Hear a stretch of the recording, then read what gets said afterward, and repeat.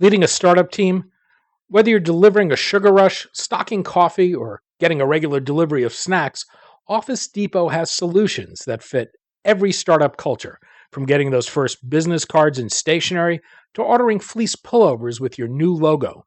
To learn how Office Depot and the California Technology Council have partnered to bring you savings on all of these startup essentials and more, go to californiatechnology.org/member benefits. I'm Daniel Levine, and this is the Bio Report.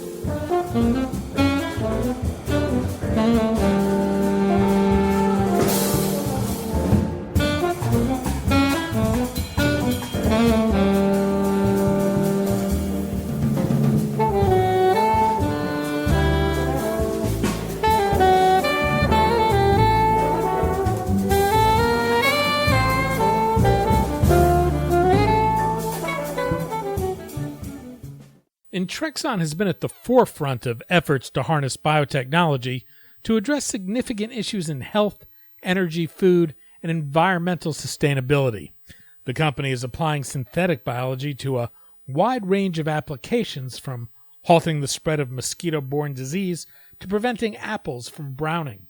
We spoke to Tom Schrader, Vice President of Communications and Strategy for Intrexon, about the company's use of acquisitions and collaborations, the challenge the industry has faced in scaling production to commercial scale, and why synthetic biology will have implications for industries not traditionally thought of as using biotechnology.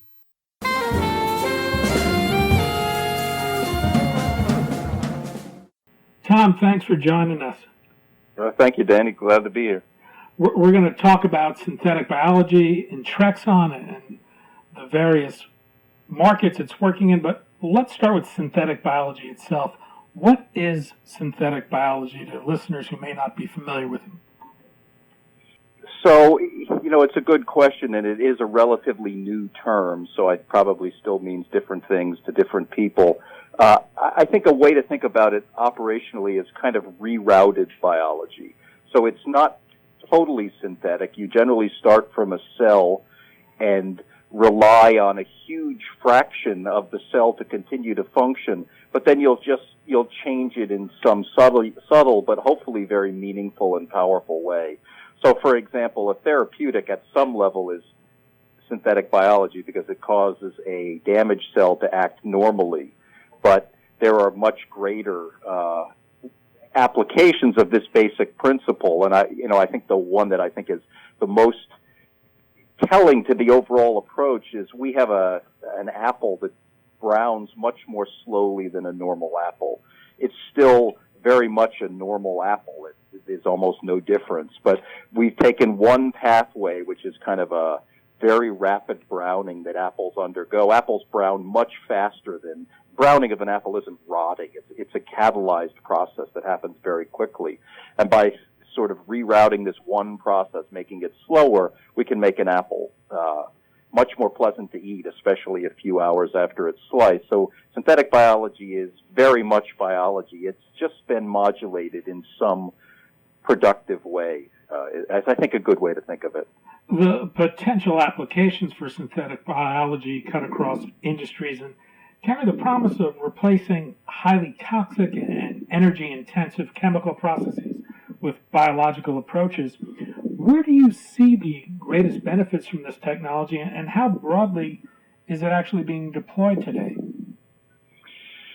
So I think to take a step back on your question, this is the difference between Intrexon and many other companies that will have some element of synthetic biology in their process. Intrexon seeks out applications for synthetic biology. What we think we know how to do is re-engineer the functioning of cells, and we look for applications wherever we can find them. So I would say the most valuable application we work on is the process of trying to make industrial precursors and fuels through bacterial fermentation. So bacteria can make all kinds of interesting things, and for instance, it's pretty easy to make gasoline out of sugar. That's well understood how to do it. The problem is you make gasoline at $10 a gallon. At Intrexon, we've taken a step back. We've harnessed a huge amount of natural biology from an unusual organism called the methanotrope. And so we can start not with sugar, which is very expensive, but with natural gas. And we have shown we can make a major component of gasoline. We're not quite at commercial yields yet, but we're pretty close. And for some industrial starting materials, we are at commercial yields. So I would say that's the most valuable thing we work on from an absolute dollar point of view. From sort of a human interest point of view or an impact of the planet. And if you haven't read our material, Intrexon is very focused on doing things that really matter. It's quite a hard focus on that at the company. But for instance, several major pests can't really be controlled anymore with classic pesticides. Even if you were willing to accept the off-target tox, the pesticides just don't work anymore. And so we've engineered organisms that essentially cause collapse of dangerous pests, and that's another synthetic biology. This is very much an organism. It just, when it mates, it doesn't produce viable offspring and essentially collapses the organization, or collapses the population of dangerous organisms. So there are two examples. I can dig in more as you like. Well, how would you describe Intrexon business overall? So this is a good question, and we spent a lot of time trying to demystify this business. We are fundamentally a gene expression company, taking cells and expressing genes at appropriate levels, sometimes at regulated levels, to get the cells to do what we want. So in some sense, the technical backdrop of Intrexon is quite focused. It's gene expression. But then we'll look for applications really across any aspect where we think this can be impactful. So in some sense, we pair sophisticated molecular biology with sophisticated business people looking for applications. So that's kind of the model. Intrexon is a complex company at once targeting multiple markets, including health, energy, food, agriculture, environment, and consumer products. One of the challenges this technology faces, and one of the things I think that's held back its application in diverse markets, is that human health products are of such high value and have been well proven. A gene therapy can command $1 million price tag for a vial, but a gallon of transportation fuel is worth $4. How do you prioritize what you do and balance the risk and reward of different applications? Well, it's a constant process within the company. I would say we haven't done a lot of backing off things we think are promising. I have to say the company has several areas that look promising, and as far as I can tell, they're working as hard as they can on all of them. So I think that we certainly have projects not work, and there are certainly things that early on we decide don't make sense. But the total dollar value, I think, for the best case scenarios of most of our programs. So, for instance, a truly dominant approach to control disease-causing mosquitoes versus a synthetic fuel versus an impactful therapeutic that couldn't be done without our technology. They're all enormous potential commercial returns. So I think that's kind of the answer. We don't work on things that we don't think can be truly transformational. And so far we've had the luxury really of being able to work on the ones we've chosen as hard as we can. A key part of Intrexon's strategies has both been collaborations and acquisitions. I'd like to have you walk through both of those from a strategic point of view. What role do collaborations play in your business, and what do you seek in these deals? Can you illustrate that with some examples? So, sure. So the partnering model, and again, to take a little bit of a step back, we had an early phase partnering model in Intrexon, almost to the exclusion of everything else, called the ECC model, where we were essentially a technology center that would develop technologies for partners as needed. And I would say this model worked for a long time. It's the basis of our Zyopharm collaboration. It's the basis of our Origenics collaboration, the FiberCell collaboration. Those technologies are largely Intrexon technologies. We've moved away from it a little bit, essentially because as we matured, we kind of realized we didn't always need a partner to push things past a certain point in development. So the classic ECC model was the focus for a long time, and it's left us with some nice partnerships. But at some level, we've moved away from it. And that's exemplified by Precigen, which is our internal drug development, therapeutic development company. It's a fully owned sub. But they will take Intrexon technology, and the goal is to either develop it all the way to the market or potentially partner much later. So we still do a lot of partnering. We still have a lot of partnerships, but the model at some level is changing. And I think that's not so surprising. Many technology companies, especially in the therapeutic space, have, after a certain point, realized that you really have to push your own things further down the line to really reward investors for getting involved with your company. And then the other one was acquisitions, and this is a common piece of what Intrexon has done. So, for instance, Oxotec was a British company that worked on self-limiting mosquitoes to try to control disease, and the original mosquito we have is largely an Oxotec invention. Starting from that footprint, rather than starting from scratch, we have continued to engineer the insect, and we just announced a second generation insect that at some level should kind of do the same thing, should control populations of disease-causing insects. But the ones we release, although not still self-limiting, what we always release insects we know will eventually die out. They die out slower. You need to release fewer of them. So at some level, we hope it's a more powerful technology, and we just started field trials of this second generation insect. So often when Intrexon identifies a place in synthetic biology where we could impact, we've looked for a footprint, which is to say a company that's kind of on path already that we think will jumpstart our effort. Intrexon's been around 20 years. It's not profitable, but it has revenue from products and services. Where are you in terms of moving from, say, products where you're selling to companies that are using your technology to actual end products where the customer is using your product as a product? So we are, the answer is, as it always is with Intrexon, we are all over the place on that front. I would say the closest to truly a commercially meaningful product are our non-browning apples.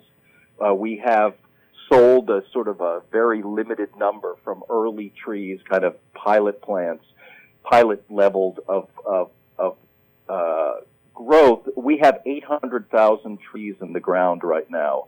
And in 3 years, those should produce very significant numbers of apples. And I think we've estimated something like several $100 million by about 2025. And that's probably enough to where we would be an earnings positive company, although it depends on what we spend on other programs. But we have things in the ground that should lead to very significant commercial products. On the energy front, we're waiting for a partner to start to build the huge plants that will essentially industrialize these processes that we've shown will work at very large scales, 500-liter scales, but not at the 40,000-ton scales that are appropriate for products of these types. So we are close in some places, we're further in others. It's a little bit of a mix right now. But I would say the apples are the closest, and as well as the mosquitoes, we're actively signing contracts with self-limiting mosquitoes in areas where the problems are particularly acute. One of the challenges of this technology has been scaling up. What can be done in a small pilot manufacturing plant often doesn't translate to a large-scale commercial manufacturing. In industrial applications, quantities are often dwarf what's needed in, say, things like therapeutics. Why has this been such a challenge? So it's an excellent point, and I would say Bob Walsh, who runs our energy division, is maniacal on this point. So the first thing he did is to build a 500-liter plant that is essentially a copy of what a 40,000-ton plant would look like. It's stirred the same way. The motors are the same, essentially to optimize things under real conditions. And his argument is that if I make a mistake at 500 liters, I can fix it in a week. If I make a mistake at 20 times that, it could be a year to get the part. So he has been very focused on exactly the problem you mentioned, is to show this is an industrial process. So our fermentation approaches to producing energy, the first thing he wanted to do is show they'd run 1,000 hours. Not overnight on a bench top, but 500 liters for 1,000 hours. And we've done that with 2 products.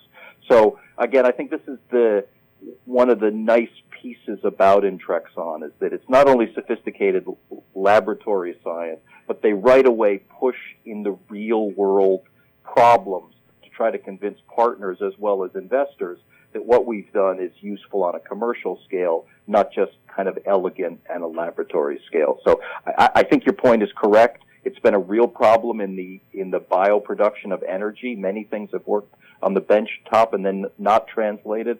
I would say what Intrexon, spearheaded by Bob Walsh, did is made absolutely sure that was the first question we answered, is it real at a commercial scale? I think when synthetic biology came into the popular mind, there was a notion of a type of plug-and-play solution where you could take components off the shelf and assemble them to produce virtually anything you desired. Like a lot of things in life, this reality proved a bit more challenging than the vision, but how good is the state of the art of engineering cells to produce a desired end product today? So you are exactly right. It's extremely hard work to do everything. So, for instance, the methanotrope energy production program was 100 people for something like 5 years to really figure out the molecular biology to get this stuff to where it is today. That being said, Intrexon, because it has 20 years of gene expression and a kind of an IT overlay to collect data intelligently, we think we make progress faster than anyone else because we can essentially look back at previous data. There are also significant synergies across the divisions. So it may sound odd, but somebody trying to make synthetic insulin in a bacteria for a type 1 diabetic patient versus somebody trying to make gasoline in a different bacteria, their day-to-day work isn't that different. They still talk to one another. They still can use some of the same components. So although it's hard, everything is difficult in the innovative development of technologies, we think we get a little bit of a head start because we've been doing it a long time. We've been paying attention to what worked and what didn't, and there's a lot of synergy between the different efforts. John Cumbers, the founder of SynBioBeta, wrote a book last year, What's Your Bio Strategy? He suggests companies in all industries need a biotech strategy today, that biotechnology processes will become ubiquitous throughout industries, and companies need to start thinking about how to integrate this into their businesses. I imagine that's an Intrexon-friendly point of view, but what's the case to make for that? What's the case to argue that industrial companies of all markets need to really think about how to incorporate biotechnology into their processes? Whether all companies need a biotechnology approach isn't entirely clear, but I think in many cases it's probably going to be very powerful because cells can do an awful lot of things. So, for instance, 5 days ago we had a press release. The production of opiates is very expensive. One of the reasons is because some of it has to be hardcore chemical synthesis. And we just identified a key enzyme that now allows us to make powerful opiates in yeast. This will greatly reduce the cost of goods sold of a class of medicines that are very powerful but hard to make. And so it's an example of where bioproduction will really change things from a purely economic point of view. On a more societal point of view, by kind of removing the poppy from the picture, we think we can maybe help control the flow of opiates. That's a sort of a side effect. The major driver for this program is to make opiates commercially less expensively, which may lead to less expensive end-user products. Tom Schrader, Vice President of Communication and Strategy for Intrexon. Tom, thanks so much for your time today. Yeah, thank you. It was fun to talk.